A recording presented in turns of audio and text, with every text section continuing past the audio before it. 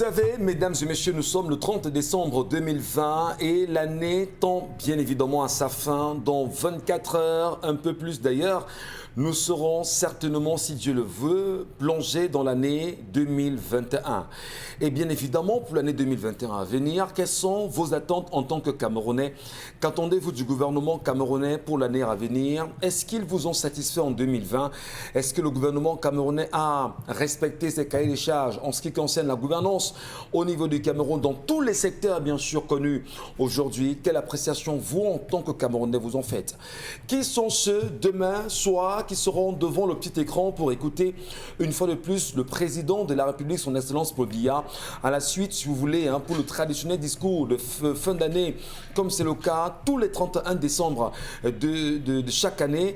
Qu'est-ce que Paul Biya pourra encore dire aux Camerounais sur l'année écoulée? Nous savons, le Covid-19 a sévi, nous savons, il y a eu les régionales dont beaucoup estiment que ce n'était qu'un saupoudrage. Nous savons que Maurice Kamto a été embastillé, séquestré à son domicile. Nous savons qu'aujourd'hui, il y a encore des Camerounais qui sont dans des prisons parce qu'ils ont accepté de marcher le 22 septembre dernier de façon pacifique. Qu'est-ce qu'on aura comme contenu demain? Les Camerounais font-ils toujours confiance aux nombreux discours du 31 décembre prononcés par le chef de l'État camerounais? 38 ans après, qu'est-ce qu'il faut bien sûr retenir de ce que le chef de l'État lui-même a fait des promesses? Est-ce que demain encore, on aura un mot, slogan, comme on en a eu quelquefois dans les discours, ce qui bizarrement risque de retenir l'attention de plein de Camerounais? Le contenu de demain, qui va l'écrire? Paul Biya lui-même ou encore le ministre de la le ministre de l'enseignement supérieur? Attendons bien sûr de voir exactement ce que demain nous offrira demain soir. Il se trouve également, madame, messieurs, que Marcena Ngale Bibé, le ministre des Transports, a pris une mesure de sévir contre une agence de voyage, d'ailleurs Avenir Voyage, qui a connu un accident il y a quelques jours sur l'axe lourd Yaoundé-Bafoussam. Beaucoup pensent que c'est une mesure cosmétique. Pourquoi le ministre des Transports n'a-t-il pas attendu effectivement qu'il y ait les rapports d'enquête avant bien évidemment de sévir ou encore d'adresser des sanctions à l'agence? Pourquoi semble-t-il justement se dédouaner? Parce que lui, on l'attendait effectivement sur cette question. Qu'est-ce qui peut expliquer une sortie aussi urgente de M. Ngale Bibé? On en parle également ce matin. Mais surtout, le retour de Laurent Gbagbo en Côte d'Ivoire. Beaucoup en parlent véritablement de ce retour. Et l'un de ses avocats a fait savoir qu'il sera de retour, bien évidemment, dans les jours à venir à Abidjan. Alors, les élections sont passées. Laurent Gbagbo maintenant peut retourner après avoir fait 9 ans de prison à La Haye. Le regard, bien sûr, est tourné. Le regard, justement, à l'international est tourné en Côte d'Ivoire aujourd'hui. Quel est l'accueil qui sera réservé à cet ancien président de la République de Côte d'Ivoire? Madame, Messieurs, merci à vous de nous rester présents et merci pour la fidélité qui est la vôtre chaque jour à nous regarder sur les antennes d'Equinox Télévision, la chaîne du peuple. Puisque vous êtes le peuple, nous sommes la chaîne. Et avec la grande famille ce matin encore, Charles Hamel, Bonbon, Karine et Dominique Audrey, nous vous accompagnerons jusqu'à 12h. Monsieur Mbatchou, Charles Hamel, bonjour à vous ce matin et bienvenue. Bonjour, monsieur Michel Mbatchou. Bonbon Bengan Kandje, vous êtes avec nous également. Plaisir renouvelé encore ce matin de vous retrouver. Bonjour Bonbon. Bonjour M. Ngachou Numba, bonjour à vous chers téléspectateurs. Le ministre du Travail et de la Sécurité sociale est à Douala. Il va tenir tout à l'heure une réunion avec ce qu'on appelle dans le jargon les partenaires sociaux de la Camerco. Nous savons bien que le top management de cette entreprise avait envisagé mettre beaucoup de ses collaborateurs à la porte pour cause d'argent. On parle là-bas d'économique, cause économique. Et des remous ont commencé. Le ministre est donc arrivé. Que va-t-il faire? Va-t-il calmer simplement ses ex-employés? Va-t-il donner un peu d'argent? Va-t-il envisager le recrutement? Va-t-il annoncer d'autres nouvelles? Je ne sais rien, on ne sait pas encore. Mais toujours est-il qu'il va essayer de calmer le jeu pour que au moins il n'y ait plus trop de pincements de cœur. Mais comment va-t-il se déployer? Qu'est-ce qu'il va dire? Attendre. Une jeune femme de 23 ans retrouvée quasiment morte à Mabanda, ici même à Douala, après être violée justement par un groupe de jeunes. L'affaire fait grand bruit sur la toile aujourd'hui. On en parle d'ailleurs. Qu'est-ce qui peut expliquer l'attitude des jeunes de Bonabéry aujourd'hui à se mettre dans des comportements violents sur les femmes? Cette dernière a été violée à 23 ans seulement, laissée pour, on dira presque morte également. C'est une actualité qui fait également parler plus d'un dans la capitale économique du Cameroun. Bonabéry, les yeux des Doualais y sont rivés. Bonjour à vous, Karine Sontia. Bonjour Michel Gachou, bonjour aux téléspectateurs. Il y a une correspondance qui fait le tour de la toile et qui est signée du chef de cellule de communication au ministère des Enseignements supérieurs que j'aimerais partager avec vous. Votre analyse certainement compte. Suite aux allégations relatives au secrétaire particulier du ministre d'État, ministre des Enseignements supérieurs et au fils de ce dernier, post publié ce jour dans les réseaux sociaux, la cellule de communication du ministère de l'Enseignement supérieur porte à la connaissance de l'opinion publique que dans un état de droit comme le Cameroun, nul n'est au-dessus de la loi. Chacun doit répondre de ses actes devant des instances juridictionnelles compétentes. Nul n'empêche le déclenchement d'une action récursoire contre le fils d'un ex-secrétaire particulier si tant est que les faits soient juridiquement avérés. Voilà une correspondance qui fait le tour de la toile et qui nous est parvenue, qui met en évidence le fils du ministre d'État, ministre des Enseignements supérieurs, qui met le secrétaire particulier, autant pour moi, du ministre d'État et ministre des Enseignements supérieurs et le fils et son fils dans un acte qui particulièrement relève de l'argent de l'État. Comment est-ce que cela va s'expliquer? Parce que sur la toile, depuis quelques jours, ce sujet fait grand bruit, mais cette communication encore remet en selle cette actualité.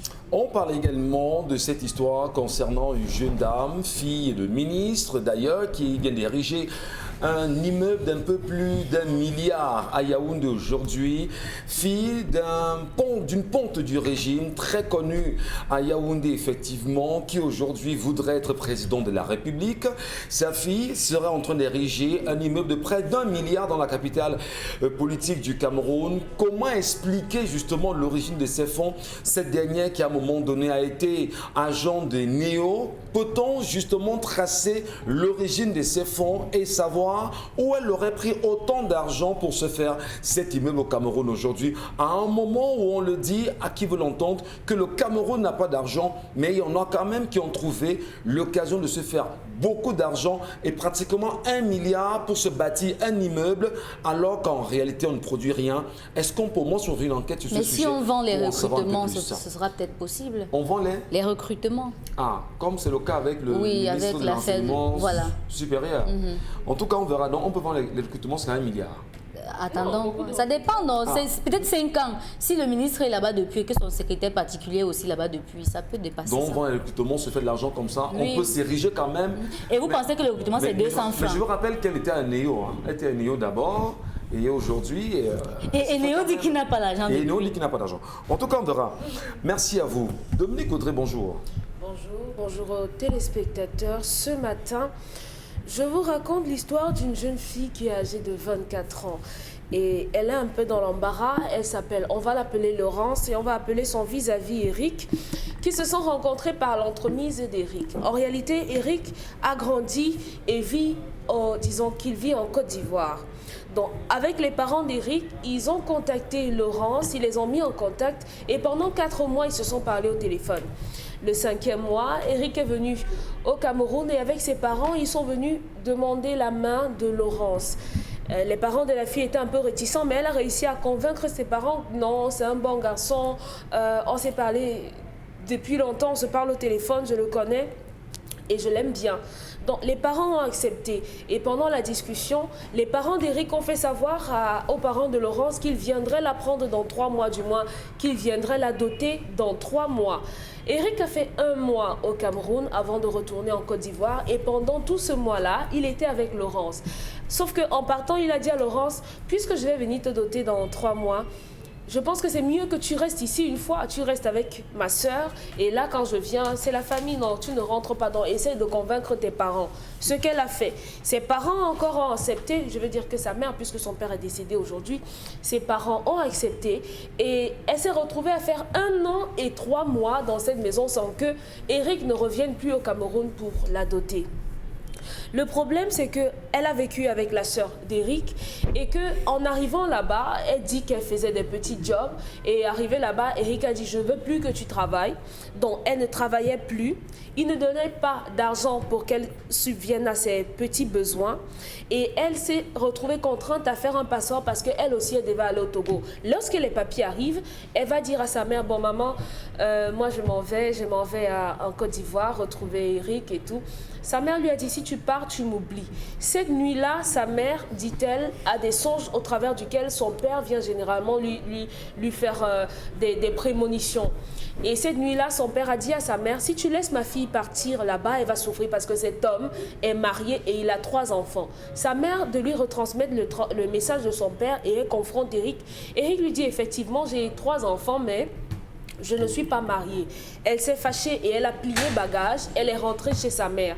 Elle s'est tellement fâchée qu'aujourd'hui, la sœur d'Eric exige qu'elle rembourse tout ce qu'elle a consommé, du moins tout ce qu'on a dépensé sur elle pendant les 1 an, 3 mois qu'elle était là-bas. Entendez, argent quand elle avait un petit palu, l'argent des paracétamol, l'argent du déjeuner, ce qu'elle mangeait à midi, du moins tout ce qu'on lui a donné. La sœur d'Eric voudrait qu'elle rembourse la totalité de la somme. Donc maintenant, elle aimerait savoir est-ce que c'est possible de rembourser quelque chose quand on n'a pas encore été doté.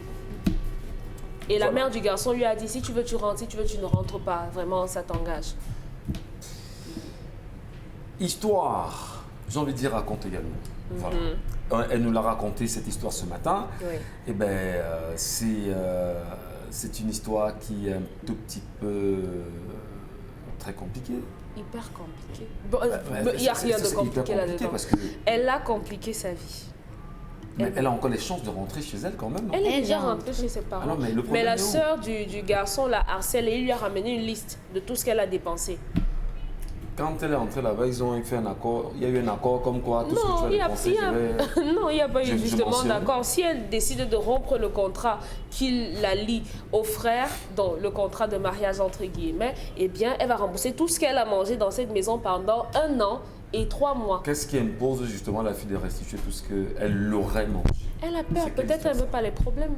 Elle ne sait pas jusqu'où la sœur est prête à aller. Bon, c'est une histoire en même temps. Et puis, je ne sais pas si vous y trouvez-vous un problème, normalement, Dominique Audrey. Logiquement aussi, la jeunette se plaint. Si elle raconte, ça veut dire qu'elle est harcelée certainement par la belle-sœur qui tous les jours lui rappelle « Tu as décidé de quitter mon frère. Comme tu quittes mon frère, il faut me rembourser l'argent que j'ai dépensé quand tu as hospitalisé. » La belle-sœur, c'est qui pour le dire? Elle a quel pouvoir? C'est chez elle qu'elle a habité. Et puis, je ne sais pas, je parle un peu trivialement comme au Cameroun. Et puis, vous allez me rembourser. Je vous ai soigné, je vous ai nourri, donc vous me remboursez. Mais en faisant quoi? Parce que s'il y a un engagement, vous êtes venu mes parents, vous m'avez fait venir chez vous, on a même accepté d'entrer chez vous sans rien attendre. Vous n'êtes même pas venu voir mes parents. J'ai déjà supporté justement de venir faire plus d'1 an chez vous.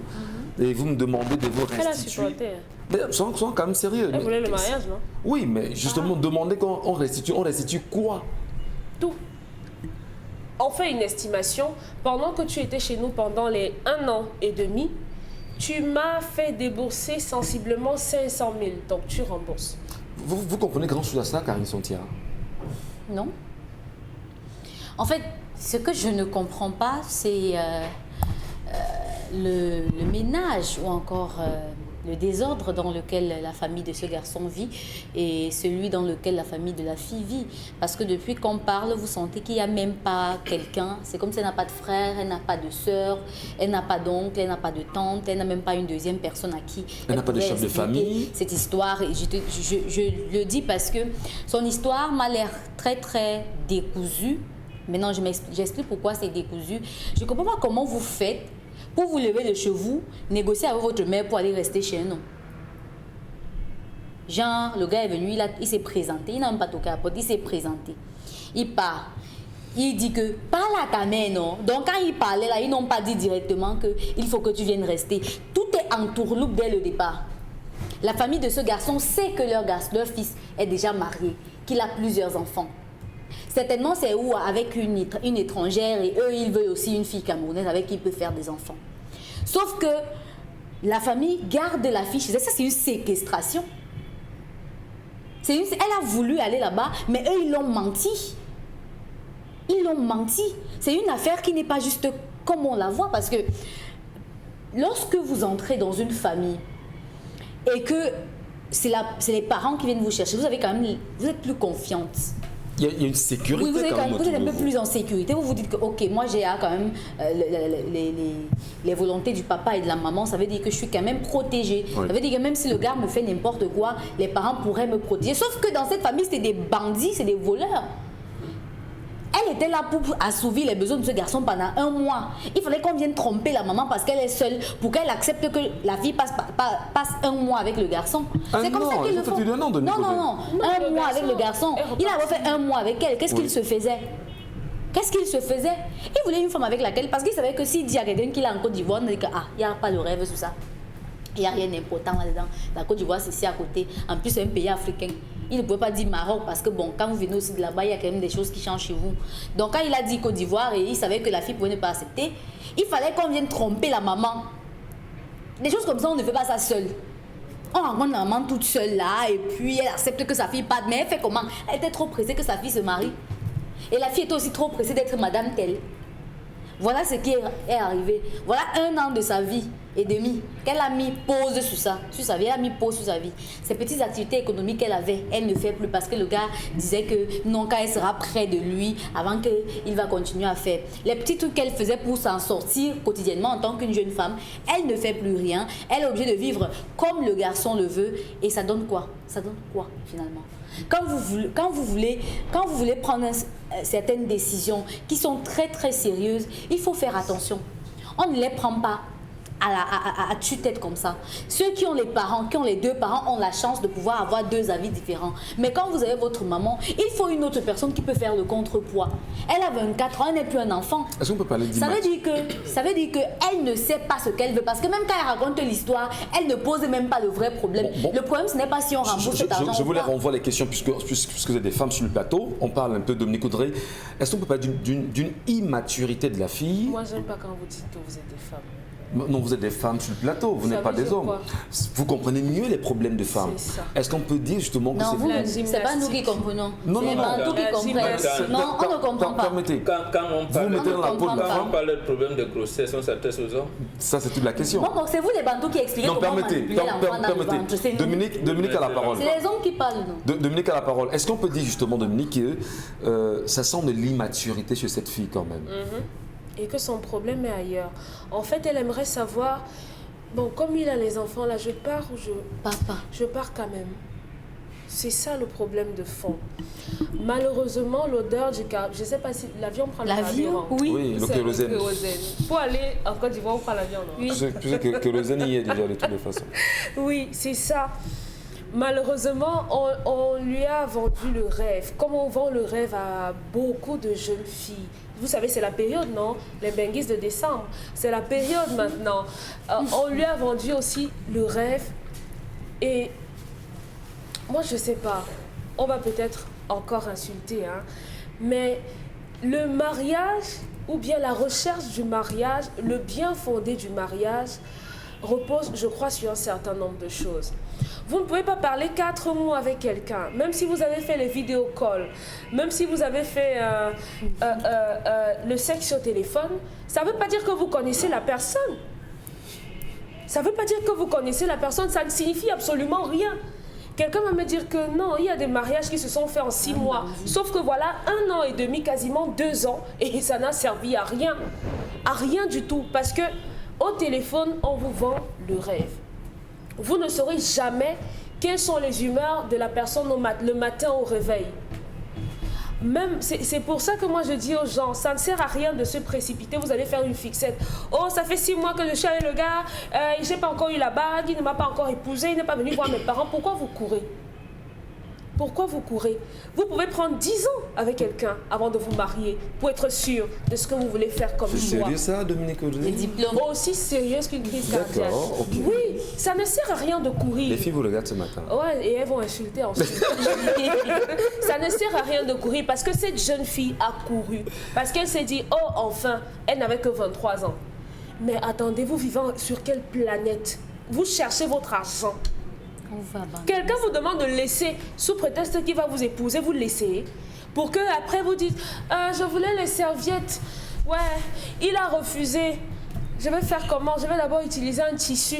En attendant qu'il me donne l'argent. Oui, c'est comme ça, Michel. Je suis désolée, c'est comme ça. C'est question comme de ramollir le langage de Dominique Audrey, c'est violent. Voilà. Ce n'est pas violent quand un caresse. homme empêche qu'une femme ne gagne sa vie. C'est quand même violent. Moi, j'ai pas de problème avec Mademoiselle lui. Yengele. On n'est pas... Les gens sont libres de vous demander ce qu'ils veulent. Et la responsabilité vous incombe du moment où vous acceptez. C'est à la femme de décider de l'orientation qu'elle veut donner à sa vie. Peu importe qu'il y ait un homme dans sa vie ou pas. Peu importe. Si un homme veut être avec vous, il doit vous trouver comme vous êtes et vous accepter comme vous êtes, avec ce que vous faites. Donc, il n'est pas question que vous soyez en train de chercher votre argent et que quelqu'un vienne vous dire, si tu veux que je t'épouse, tu arrêtes de travailler. Mais attendez, mon ami, le mariage finit, hein? D'accord. Le mariage finit. Merci Donc, beaucoup. Parole de Dominique Audrey. qu'elle demande à sa mère de rembourser. Qu'elle même fasse une évaluation, parce que moi j'aime bien ça, rembourser tout ce qu'on vous a donné. Donc qu'elle fasse une évaluation de ce qu'on a dépensé sur elle et qu'elle rembourse. Est-ce qu'on peut justement le dire, Chalamel? Y a-t-il justement une possibilité de rembourser? Si oui, sur quelle base peut-on parler d'un remboursement? Il n'y a rien eu de traditionnel dans leurs actes. Non, il n'y a rien à rembourser. Il n'y a eu aucun contrat dans leurs actes, dans les différentes façons de fonctionner. Ce n'est qu'une succession d'autorisations et de faveurs. Par conséquent, il n'y a rien à rembourser, strictement rien à rembourser. Chez les Bantous, on ne rembourse rien. Le principe de remboursement n'existe pas, sauf chez les occidentalisés, parce que chaque acte qu'on pose obéit à la règle de trois questions. On pose toujours 3 questions. À la dot, je bois, oui. Je bois, oui. Tu es sûr, oui. Je bois, oui. Elle boit. Le père boit. C'est 3 questions. Lorsqu'on a répondu à ces 3 questions, on vient de le faire. Qu'est-ce qui matérialise leur amour? Rien. Alors, donc, de ce côté, c'est peine perdue, qu'elle reste tranquille, qu'elle estime qu'elle s'est juste un peu amusée, qu'elle a acquis une expérience. L'autre chose qu'il faut dire, c'est quoi? C'est que je tire un coup de chapeau à cette femme. Et j'aimerais que beaucoup de femmes qui nous regardent commencent à tisser le lien avec leur mari, vivre plus avec leur mari, l'amour, fusionner, comme on le dit la Bible, former une chair, comme demande de faire dans la Bible. Voilà un homme qui est parti, mais qui a maintenu le contact avec sa femme et qui dans les rêves vient lui dire, attention, attention, évite ça. Vous parlez de la mère, et cela se concrétise. Aujourd'hui, pendant même qu'on est en train de pleurer le mort, beaucoup de femmes, des veuves se font sauter, excusez-moi l'expression, derrière des cases, dans surtout les bananiers, parce qu'elles n'ont pas, elles se battent à rompre rapidement le lien. Je tire un grand coup de chapeau à cette femme en lui disant, tu n'étais pas éloigné de la tombe de ton mari, tu n'étais pas éloigné des valeurs ancestrales que ton mari t'a données. Dieu merci que tu les as inculquées à ta fille, le principe de l'écoute. Sauf que la jeunesse est ce qu'elle est, elle a préféré écouter la voix de son cœur, la voix de la passion. Donc s'il vous plaît, mesdames, travaillez à garder cela. Vraiment, cette histoire est très bonne. Gardez cela en vous, recevoir, avoir les songes. Lorsque vous rêvez, vous songez, prenez le stylo, levez-vous, écrivez. À cette fille, il n'y a plus rien à lui dire qu'à lui demander de penser à autre chose, de revoir sa vie sous un autre prisme. Bonbon Bengal, l'histoire justement, votre sanction ce matin. Non, moi, je reste dans la lignée de Charles Lamel. D'abord, c'est le seul thème que j'ai retenu. Ouais. Parce que et c'est ça qui montre que la tradition africaine est scientifique. Ici, il faut découvrir l'unité profonde, spirituelle, métaphysique de l'expression de nos sciences. Après, on va vous dire, faites des hallucinations, faites des rêves, des ceci.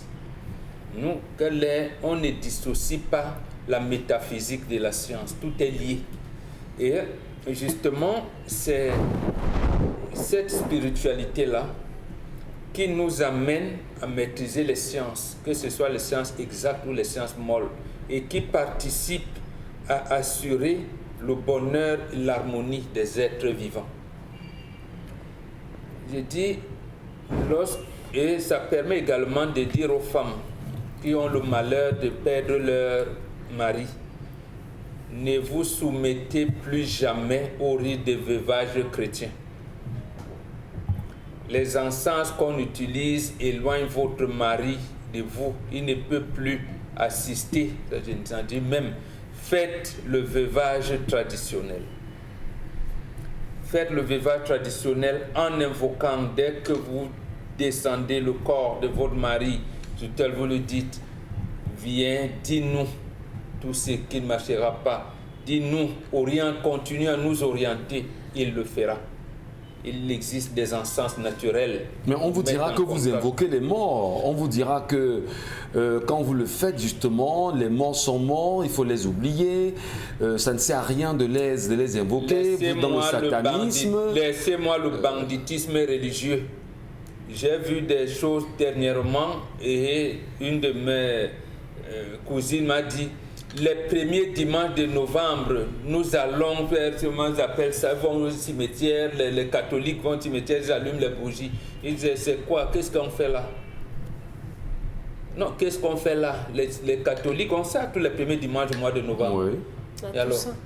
Ah, Toussaint. La Toussaint. J'ai même appris dernièrement qu'apparemment, Jean-Paul II est un saint, mais on a pris, je pense, son corps ou son sang, et Jean 23 aussi. On a pris, voilà les pratiques que les gens font. Ben, il faut pour en constituer des reliques. Mais lorsque vous voulez constituer les reliques de vos grands-pères et tout, on vous dit, ah, c'est la sorcellerie, ah, c'est ceci. Chers amis, les femmes qui ont le malheur de perdre leur époux, ne vous soumettez plus jamais au rite de veuvage chrétien.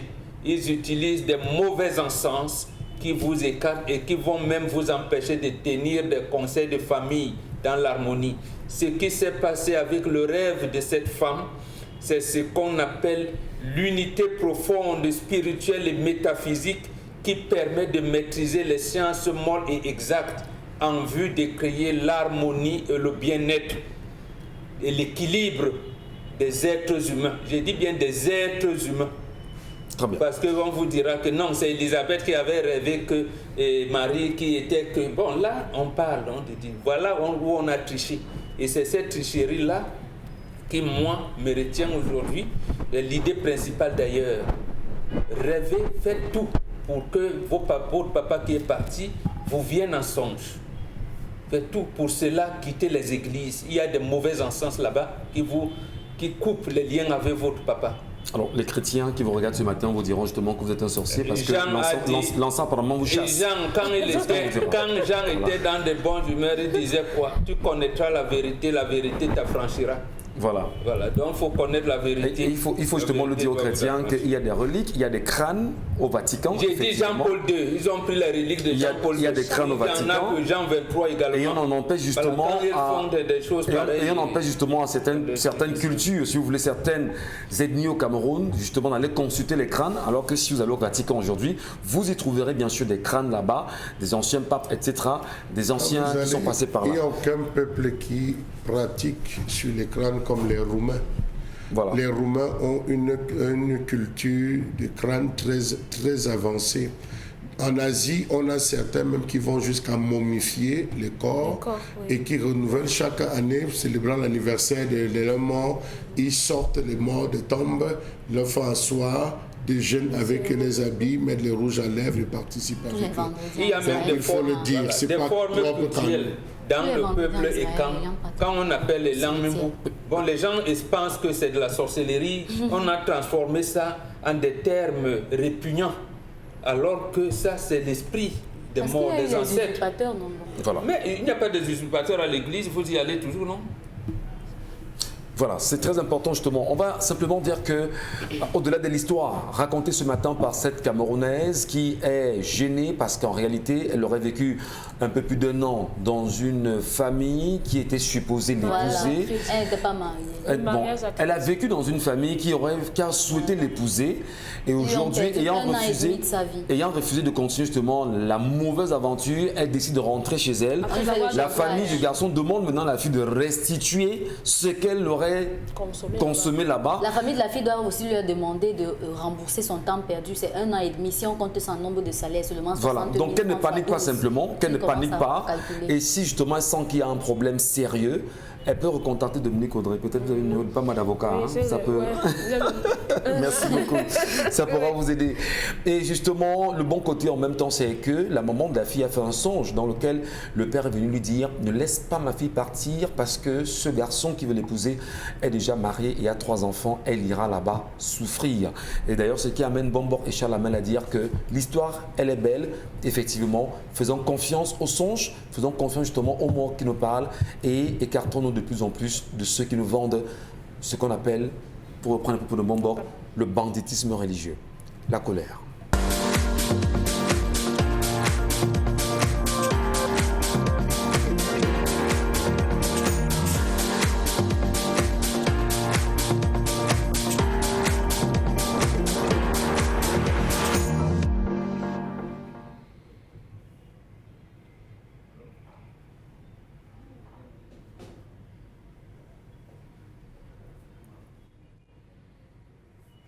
Je m'interroge ce jour sur la question des sanctions ministérielles liées aux accidents des agences de transport dans ce pays.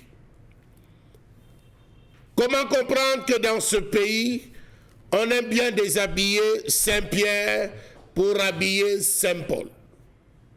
Lorsqu'on est dépassé, on accuse Marie-Magdalena qui pointera du doigt sur Sarah ou Rachel. Le 30 octobre 2017, à la suite d'une série d'hécatombes où près de 70 personnes avaient perdu la vie sur les axes routiers, dont 20 sur la route Douala-Boya, 9 sur l'axe de Banjoun le 5 août, 13 en Côme tout près d'Obala, 20 à Mouyouka le 19 août, 4 au carrefour à Jip à Douala. Le ministre délégué au transport de l'époque, Mefiro, déclarait que, 2 points, je cite, « Le gouvernement ne veut plus de morts sur nos routes. Nous tenons à rappeler aux opérateurs de ce domaine avec qui nous sommes en partenariat qu'il y a un cadre réglementaire à respecter. Point. Nous voulons bien qu'ils se fassent de l'argent, mais ils doivent respecter le cadre réglementaire. Le cas échéant, nous allons les extirper du groupe. Nous allons littéralement fermer ces agences. » Point. Fin de citation. Plusieurs points avaient été arrêtés lors de cette réunion de concertation entre les acteurs du transport et l'administration. Il avait été demandé au patron des agences de voyage de produire la liste de tous les chauffeurs d'agences qui sont effectivement enrôlés. De sorte que si un conducteur ne fait pas partie de cette liste, la responsabilité revient à l'agence qui sera immédiatement suspendue pour au moins 1 mois. Tout ce qui sera en mauvais état, conducteur comme véhicule, sera mis hors d'usage à travers les alcotests, la vérification de l'état technique, le contrôle de la vitesse et le nombre de rotations que chaque chauffeur fait, le contrôle des dispositifs de repos à travers un contrôle des dispositifs réglementaires qui sera assuré par des brigades mixtes et spontanées. Les agences de voyage verront aussi la multiplication de contrôles permanents et inopinés dans les points d'embarquement et de débarquement de passagers, dans les points de ramassage, avec la collaboration du ministère des Transports, celle des municipalités, ainsi que celle des syndicats professionnels des transports routiers. La multiplication avec le concours des forces de police et de gendarmerie. Voilà ce qui avait été dit. On a tous applaudi en 2017 sur haute instruction du chef de l'État. 2017 à 2020, qui a contrôlé quoi? Qui a fermé quoi? Qui a sanctionné qui? Avec à la clé 1000 chauffeurs qui ont des problèmes de vue, des agences de voyage. 1000 qui ont des problèmes de vue. La vitesse, qui la contrôle encore? Le nombre de tours de chaque chauffeur, qui contrôle? Les cercueils roulants que l'on met en route la nuit. Placez-vous dans les différentes agences. Dakar, Bepanda, Bonaberi. Vous attendez minuit, les départs de minuit.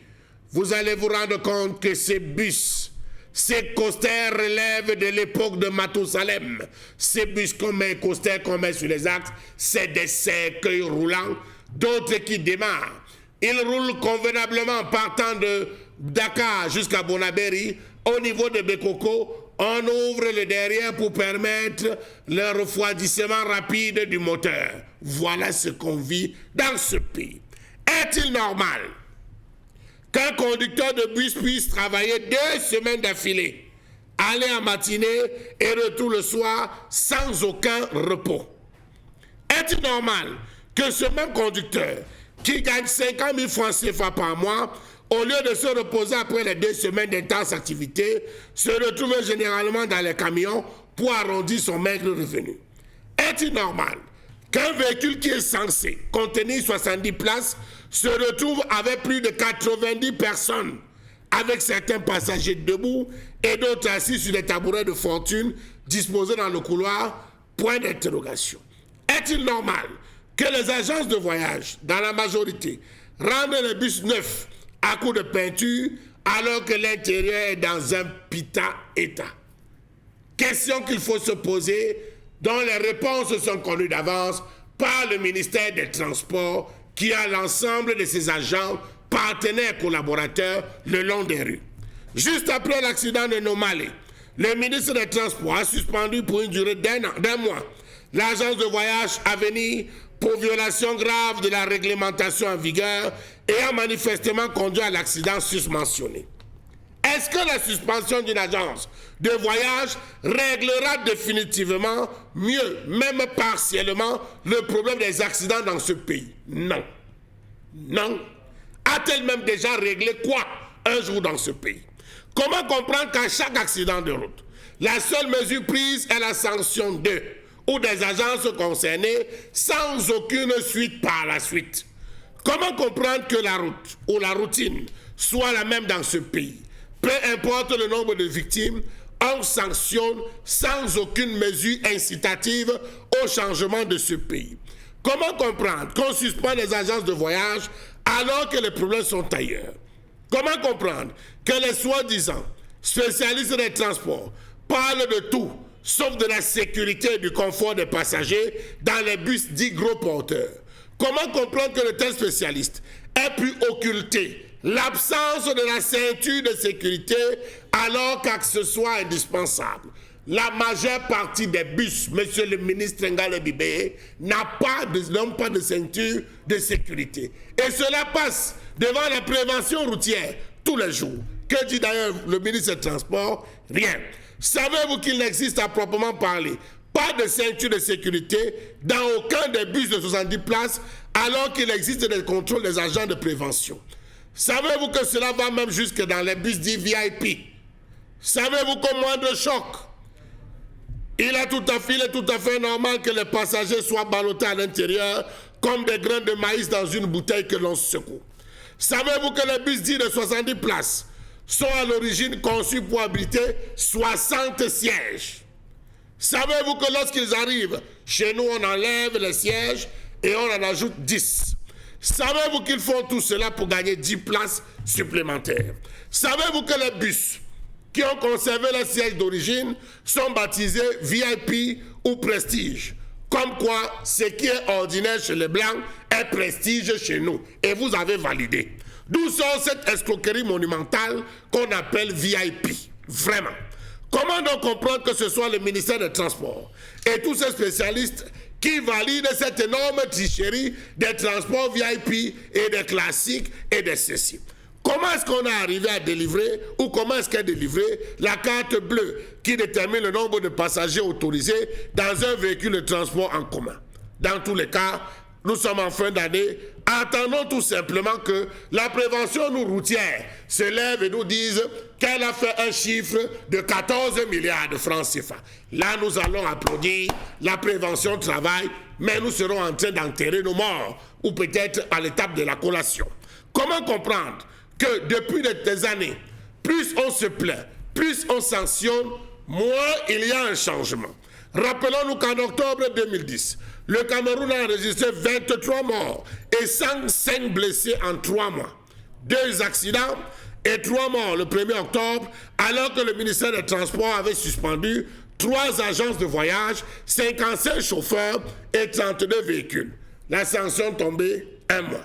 7 septembre 2010, 2 agences de voyage, Kempes et Super Confort, ont fait 2 accidents qui ont fait 10 morts et 78 blessés en l'espace de 6 jours. Sanction 1 mois. Le 25 juillet, un accident a fait 10 morts et 24 blessés au niveau du village Sikunde, à quelques 18 km après Déa. Un autobus a percuté l'arrière d'un camion garé. Sanction 1 mois.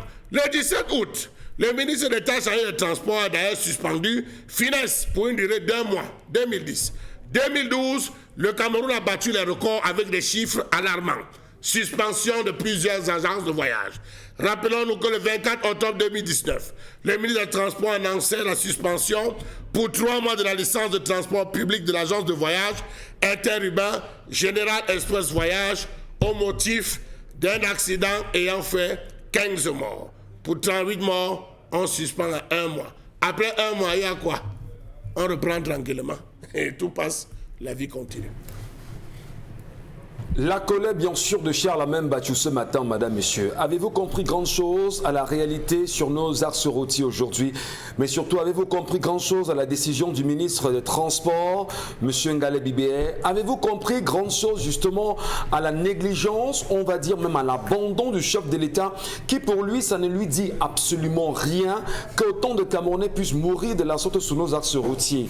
Comment expliquez-vous effectivement sur toutes les questions qui ont été posées ce matin dans la colère de Charles Amem Bachou, qu'on en soit où nous en sommes, où on banalise pratiquement autant de morts sur nos axes routiers? La question vous a été posée ici au début de la semaine. Est-ce que le ministre des Transports ne peut pas prendre le risque de donner sa démission, bien évidemment, du gouvernement en disant « j'ai littéralement échoué et je n'ai pas atteint justement les missions qui étaient les miennes, je vais quitter bien évidemment mes fonctions parce qu'il y a eu un mort de plus, ce qui veut dire un mort de trop ».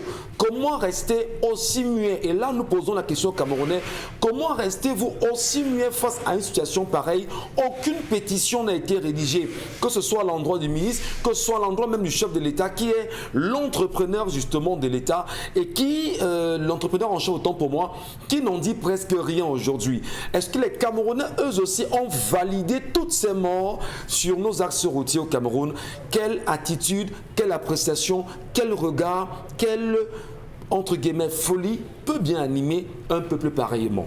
C'est une colère exprimée, justifiée, car ils sont depuis ce dimanche qu'il y a eu ce décès. On va dire finalement que le ministre des Transports semble aujourd'hui fuir ses responsabilités, même si à un moment donné, le sentiment c'est que voilà, il faut d'abord calmer les esprits, mais au moins s'attendre qu'il y ait un résultat d'enquête pour prendre des sanctions. Quand on va finir de sanctionner, on va encore faire quoi? Parce que même s'il y a une enquête, quand on finit de sanctionner au Cameroun, qu'est-ce qui change? Le 5 octobre dernier, le gouvernement camerounais, à travers le ministre des Transports, a lancé l'opération Zéro accident sur nos axes routiers. Ce qui s'est passé, c'est qu'ils sont allés sur l'axe Douala-Yaoundé, ils ont retiré les épaves de véhicules qui étaient restés sur les routes après les accidents de la route. Et après, c'est passé, on est rentré à Yaoundé, on est resté dans les bureaux. Entre-temps, la route n'a pas augmenté, les tronçons bitumés n'ont pas augmenté, on n'a pas fait les traçages sur les axes routiers, même comme nous sommes en fin d'année. On n'a rien fait du tout. Et les accidents ont continué. On ne peut pas aujourd'hui venir nous dire qu'on a suspendu une agence de voyage parce qu'il y a un accident. En 2017, on a fait ça avec Général Express Voyage. En 2016, ils ont fait ça. Et ce qui s'est passé cette année-là, c'est que les promoteurs de l'agence criaient à une suspension arbitraire. Sauf que cette année-là encore, l'agence en question en elle-même avait la palme d'or des accidents de la route avec plus de morts. Quand on a fini de suspendre pour 3 mois, qu'est-ce qui s'est passé? On a refait les routes sur lesquelles ces accidents-là se déroulaient. Est-ce qu'on a refait les routes? Est-ce qu'on a rebitumé? Est-ce que sur ces routes-là, on a fait des traçages? Est-ce qu'on a installé les lampadaires pour que ça éclaire au moins un peu les routes? Est-ce que ces routes sont éclairées? Le traçage routier est-il effectif au Cameroun? On ne peut pas à chaque fois prendre une mesure cosmétique pour embellir les situations alors qu'il y a des morts sur le carreau. Ces véhicules-là qu'on décrit aujourd'hui, le ministère des Transports sait qu'en principe, c'est 60 places lorsque c'est les gros porteurs et que les plus petits, parfois, c'est 15 ou bien Donc, le 29 ministère places. des Transports est dans une filouterie, dans une Justement, complicité, à dans une laquelle il corruption. participe. Le ministère des ministre le Transports sait. est chargé, elle a la responsabilité de faire un contrôle inopiné dans les agences de transport pour contrôler l'état des véhicules, l'état de santé des conducteurs. Qu'est-ce qui se passe? Est-ce qu'il le fait? Est-ce qu'il le fait? Vous arrivez dans un véhicule qui est censé avoir des ceintures de sécurité à chaque siège, mais que non, il n'y en a pas parce qu'on a dû détruire l'espace de ceintures de sécurité pour ajouter un siège. Après cela, vous voyez que des gens sont assis sur des tabourets, sur l'allée qui mène à vos différents sièges. Comment vous faites? On fait comment? Mais le ministère connaît. Quand vous arrivez en route, les agents de la prévention routière font comment? Ils restent dehors, les gens sortent du véhicule et présentent la carte nationale d'identité. Pourquoi ils n'entrent pas pour contrôler à l'intérieur et voir comment les gens sont disposés? Ils restent dehors, on vient de les cartes d'identité et puis on passe. Ils savent comment ça se passe. Ils ne peuvent pas venir aujourd'hui nous dire qu'eux, ils ne savent pas ou bien encore ils sont trop désolés. Mais c'est une préparation. C'est des choses qu'ils ont organisées. C'est des choses qu'ils ont organisées parce que dans un pays comme le Cameroun, où les axes qui mènent dans les principales villes ne sont pas bien bitumés. L'axe qui mène à Douala, Yaoundé, c'est comment? L'axe qui mène Yaoundé, Bafoussam, c'est comment? Le ministre des Transports vous dira que Douala, Bafoussam, c'est comment? le ministre des Transports vous dira que ce n'est pas de sa responsabilité. Vous avez de vrais axes. Est-ce que ces axes-là ont des circulations à deux sens? Mademoiselle Santia, permettez. Le ministre vous dira que ce n'est pas sa responsabilité en ce qui concerne les routes. Parce que les routes, quand même, il y a un ingénieur de l'État que le ministre. Sa responsabilité, c'est de punir les gens qui font les accidents. Alors, justement, lorsque le ministre, lui, sait qu'il y a des manquements au sein des agences, qui sait exactement quels sont les manquements, les griefs qui entourent les agences de voyage aujourd'hui, et qu'il fasse mine de ne rien voir. Les Camerounais sont quand même, pas le ministre forcément, je vais dire, Paul Biya et son gouvernement, ils savent que c'est comme ça. Les Camerounais sont muets. Moi, c'est ce que je ne comprends pas. Devant autant de tueries. Et ne disent rien. On n'a vu aucune pétition, même dire que nous voulons justement des résultats d'enquête. La difficulté avec ce genre de décision, c'est que ça calme les cœurs des familles des victimes, mais après, ça n'empêche pas qu'on continue à mourir sur les routes. Pourquoi? Parce qu'on décide de suspendre parce que le gouvernement n'a pas la réponse à la question pourquoi les gens meurent sur les routes. Ils n'ont pas la véritable réponse. Vous arrivez, par exemple, sur un axe, sur l'axe Douala-Yaoundé, où un véhicule arrive au tournant, il monte en 3e position, il fait un dépassement. C'est comme ça que les gens meurent sur le carreau. Après, quand on veut suspendre, quand on veut prendre une décision, on le suspend et après rien. On ne fait pas de contrôle, on ne fait pas d'audit et on ne donne pas des conditions pour que s'il veut reprendre la route, il doit les respecter. Vous arrivez sur des axes comme Douala-Bafoussam. Quel est l'état de ces routes-là? Quelle largeur est-ce que ces routes-là, à laquelle ces routes-là répondent? Quand vous regardez ces routes, c'est accidentogène. Ce sont des routes accidentogènes quand vous regardez. Parce que à la fois, il y a des nids de poules, à la fois, il y a des dos d'âne. Moi, j'ai un problème. Dans votre argumentaire, vous touchez les routes. Moi, je reste sur le transport. Parce que Ngala Bibé vous dira que ce n'est pas lui qui gère la route. Il n'y a pas de transport sans route. Donc, en réalité, ce document qui a été rendu public, est-ce que c'est Ngala Bibé qui devait le faire? Où est le chef du gouvernement? Où est le président de la République, en fait? Que dit le ministre des Travaux publics? Que dit, on va dire même, le ministre du Commerce? Que dit le gouvernement camerounais dit quoi par rapport à cette histoire? La personne qui devrait porter la voix du gouvernement camerounais, c'est soit le Premier ministre, soit le président de la République. Mais le président de la République a délégué ses responsabilités au gouverneur de la région du centre. Le Cameroun n'est donc pas gouverné. C'est ce qu'on a conclu en réalité. Autant de morts, comme ça a été le cas aujourd'hui, on s'en fout et on continue. Oui, c'est parce ce qu'on a dit. Le président a demandé qu'on soigne les accidentés. Un mois après, on a enlevé justement ce qu'on a enlevé. Mais pour vous dire encore que ces agences-là vont fonctionner, elles seront sur le terrain avec un autre nom. Si on met Avenir Plus, vous allez savoir comment. Merci à vous, madame, monsieur, de rester présents sur nos antennes. Karine Santia, Dominique Audrey, Bonbon Bengan, Charles Hamel et moi-même, ensemble unis pour la même mission. Jusqu'à 12h, vous serez servis. Mais surtout, nous tentons de comprendre dans la deuxième partie cette signature du ministre des Transports, monsieur Ngalbibé, aujourd'hui.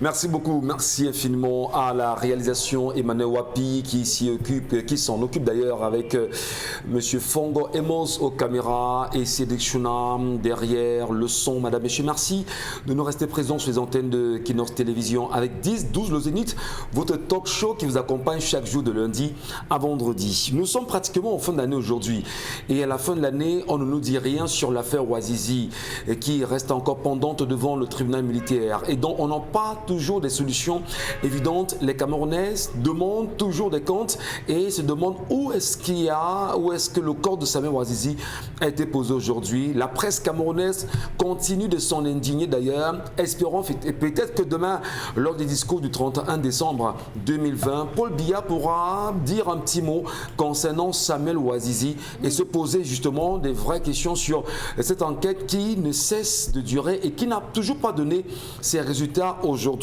Il est également important de rappeler que Olivier Bibou-Nissak et le professeur Alain Fogué restent toujours dans les prisons camerounaises injustement, sans réelle notification à leur sujet. On ne sait pas pourquoi le gouvernement de Yaoundé ou le gouvernement camerounais, le régime en fait, a choisi de continuer à les garder dans ces cellules aujourd'hui.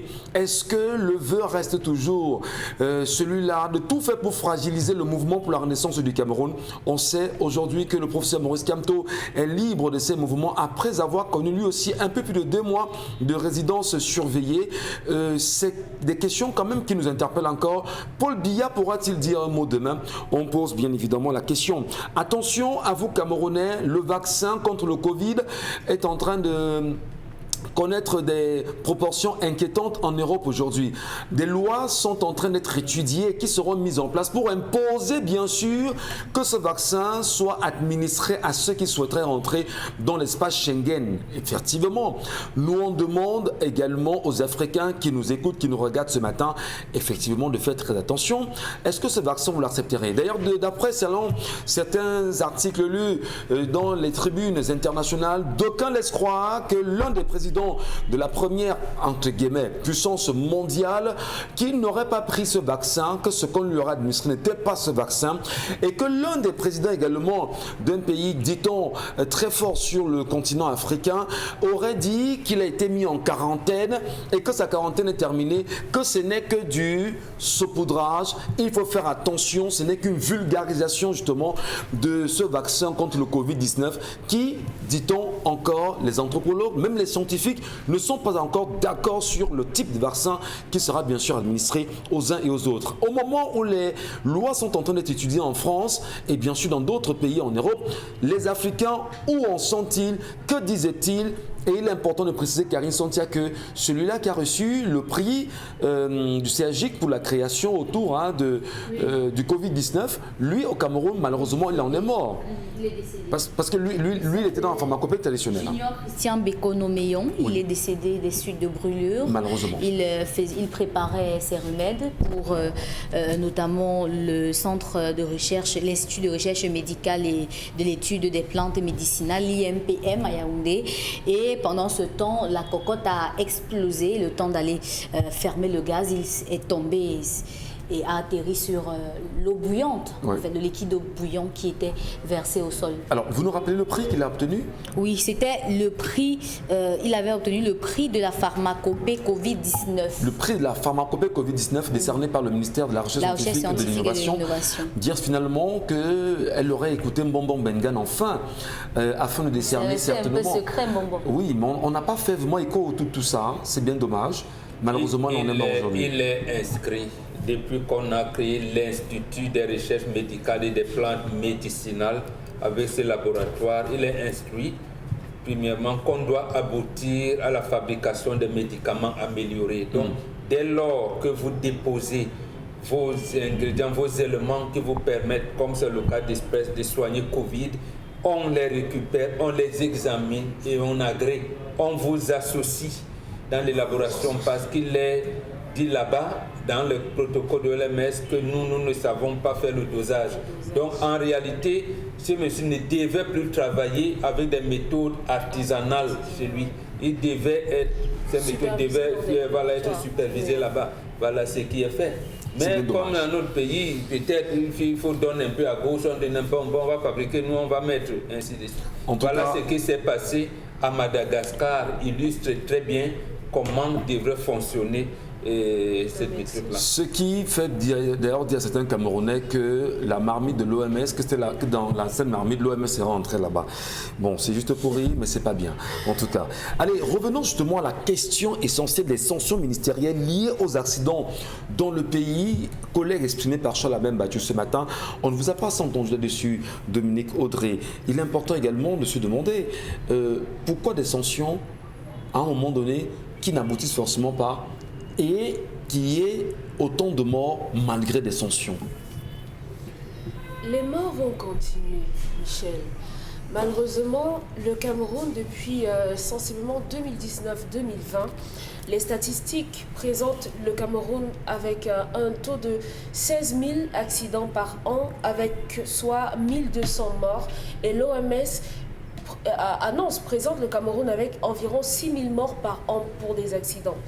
Je suis choquée lorsque j'ai parcouru les articles qui parlent de la campagne zéro mort parce que le ministre présente les statistiques des accidents partant de 2019, de 2011, on dit que le Cameroun a eu 1011 morts cette année-là et on vous dit qu'en 2020, il y a eu 937 personnes qui sont mortes.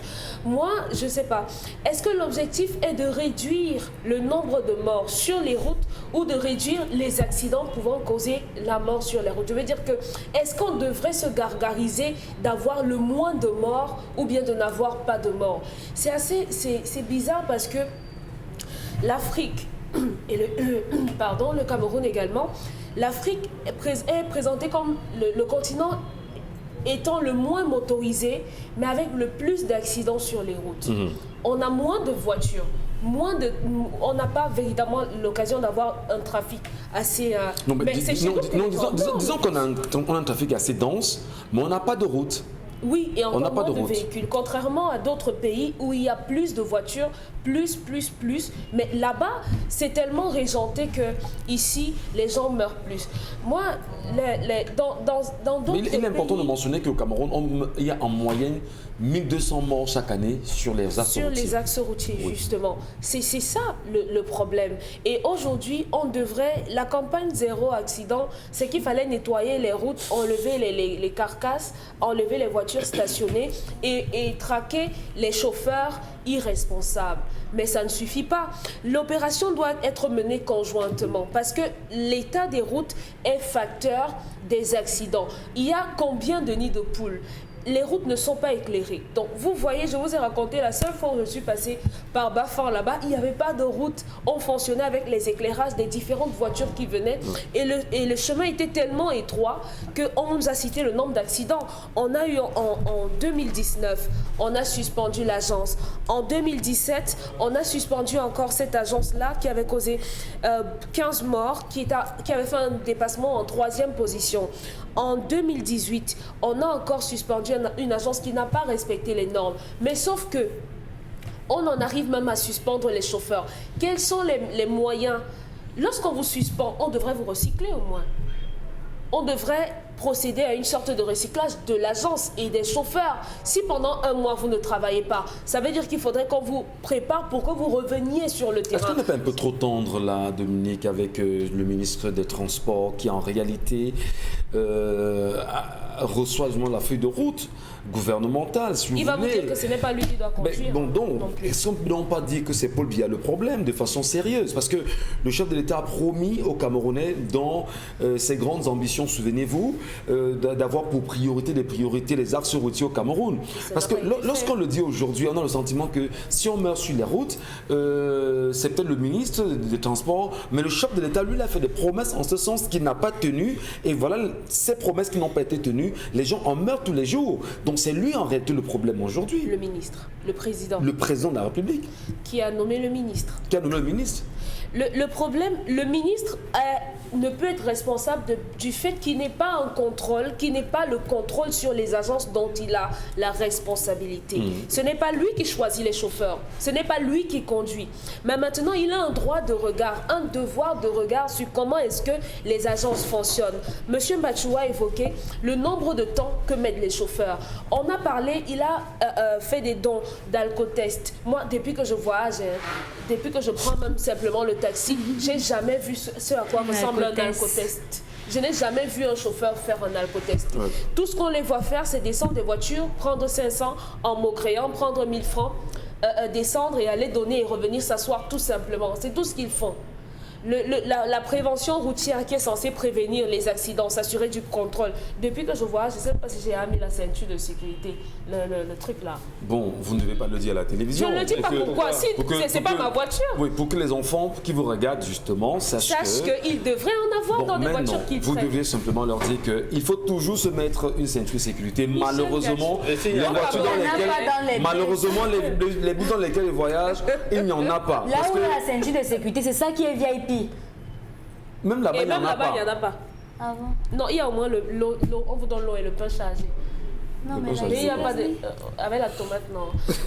Il n'y a pas de ceinture de sécurité. Donc, on n'est pas en sécurité.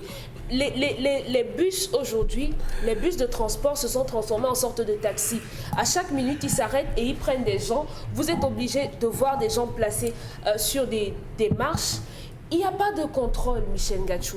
Il n'y a pas de contrôle à certains niveaux. Ils sont placés à des positions stratégiques où ils savent que lorsqu'ils viennent ici, ils vont nous donner, on va passer et ils vont passer tout simplement. Donc ici, la responsabilité du ministre, elles sont partagées parce que l'erreur aussi vient du conducteur. Il y a aussi la qualité des véhicules qui doit être contrôlée. Comment se passe le processus de visite technique? Vous parlez du chauffeur, ce n'est pas le chauffeur en réalité. La visite technique, ça engage bien évidemment l'agence.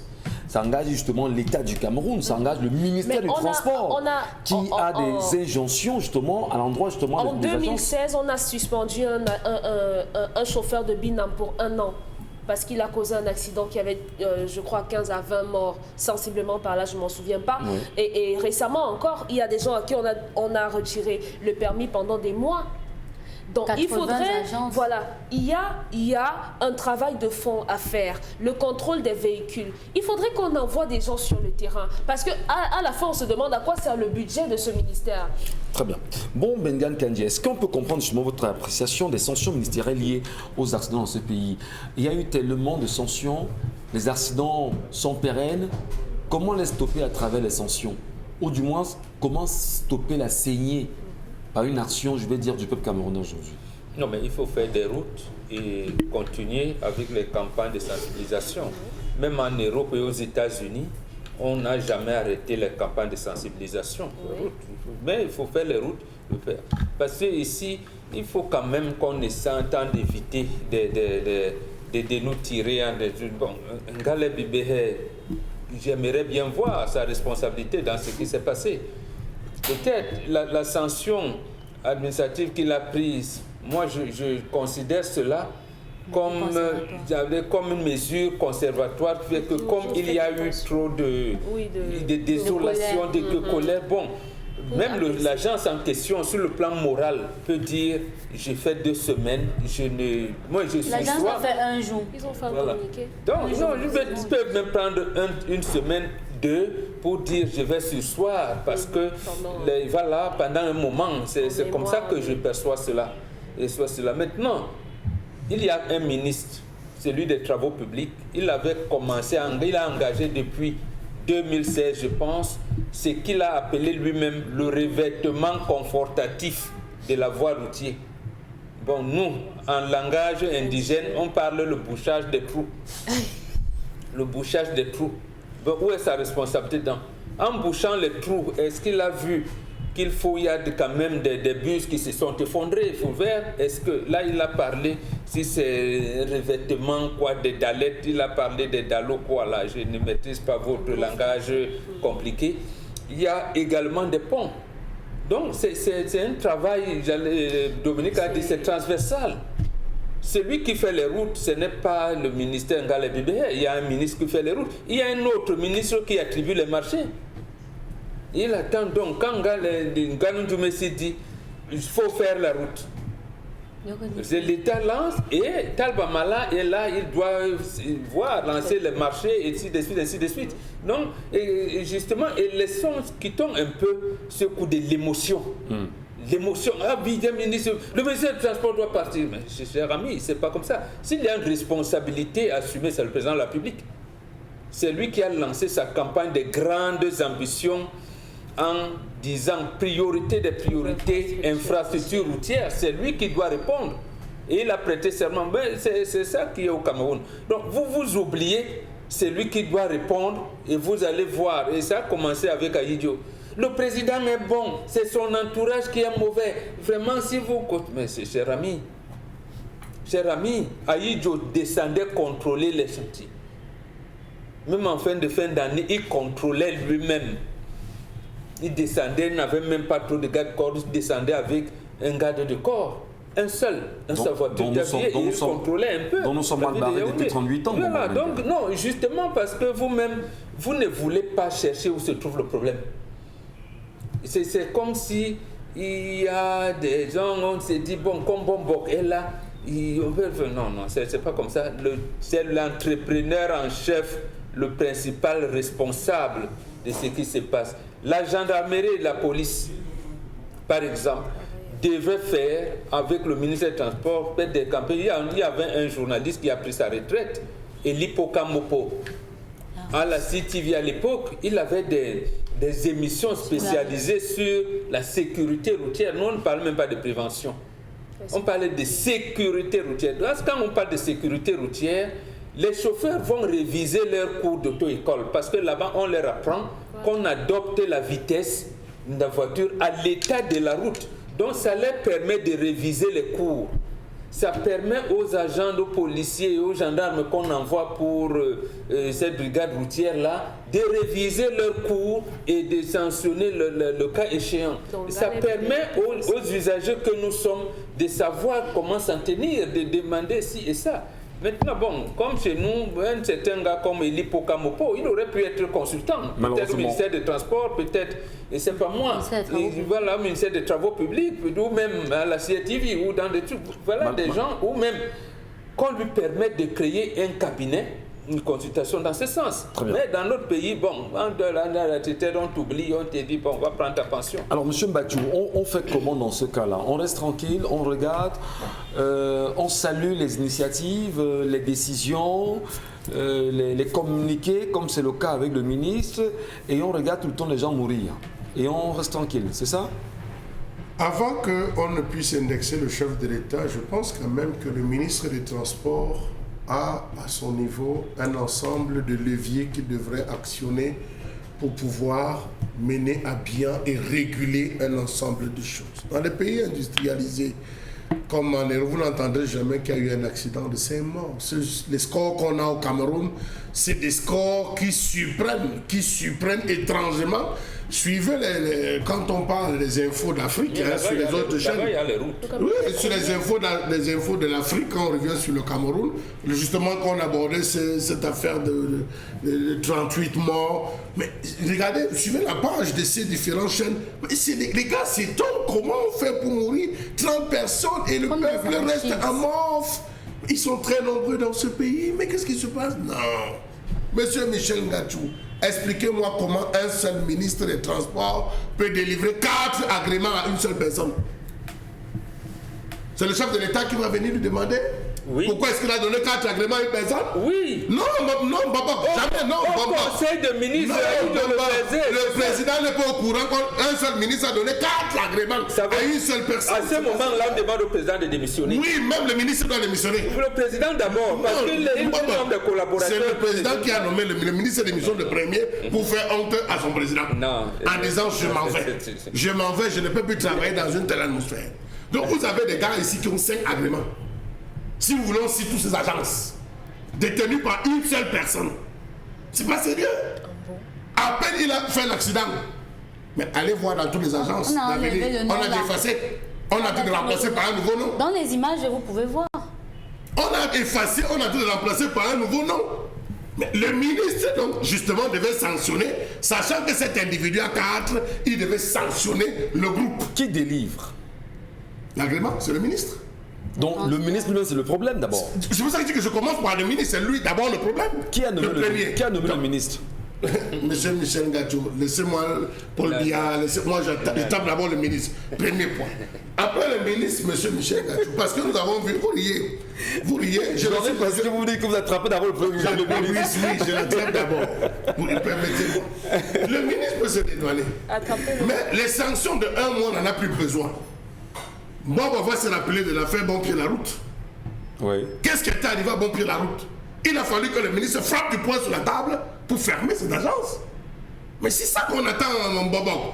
Que le ministre dit, face à la multitude de morts, on confisque les bus. on ferme. Et on confisque les bus. On scelle même l'agence, monsieur Michel Ngatou. Aucun bus ne sort. Première mesure. Bon Pied la Route, il y avait une enquête, comme disait Karine, qui a amené à cette sanction-là. Je ne dis pas non. Voilà, je ne dis pas non, on ne sait pas. Il y avait à peu près des routes à l'époque. Aujourd'hui, il n'y en a pas. Je ne dis pas non. Bon, voilà. je suis avec vous. C'est vous qui avez dit laissons le ministre attrapons le président. Oui. Je vous dis, avant que vous l'attrapez le président, moi j'attrape le ministre. Donc on reste dans la même procédure. On reste dans la même procédure.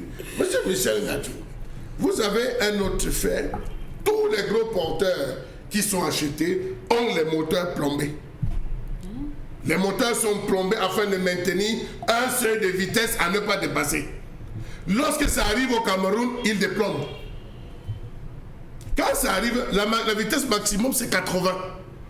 Lorsqu'ils arrivent ici, on enlève le plomb, monsieur Michel Ngatou. Pourquoi comme mesure conservatoire? Et là, je vais m'en remettre en bonbon. Le ministre ne peut pas décider qu'il mette sur pied une équipe qui va descendre, plomber tous ces moteurs afin de limiter le seuil de vitesse, même à 60 km, monsieur Michel Ngatou. C'est possible. C'est pour ça qu'il a été... C'est possible, le ministre peut le faire. Mettre sur pied une équipe qui va descendre et plomber. Là, je suis d'accord. On plombe tous les moteurs. Oui, c'est possible. Donc, monsieur Michel Ngatou, nous allons évoluer. Nous avons à Dakar, Bepanda, des chauffeurs qui dorment dans les agences pendant qu'on charge. On dit tchang, tchang, tchang, tchang, tchang, le chauffeur là. S'il vous plaît, on dit que vous devez dormir dans vous avez une chambre qu'on a aménagée. Quelle chambre? Pardon, ne me perturbez pas. Les chauffeurs dorment parfois sur la banquette arrière. Est-ce que c'est normal? Le ministre encore devrait mettre des équipes, des brigades spéciales qui devaient descendre sur le terrain, contrôler et passer au peigne fin. Spontanément.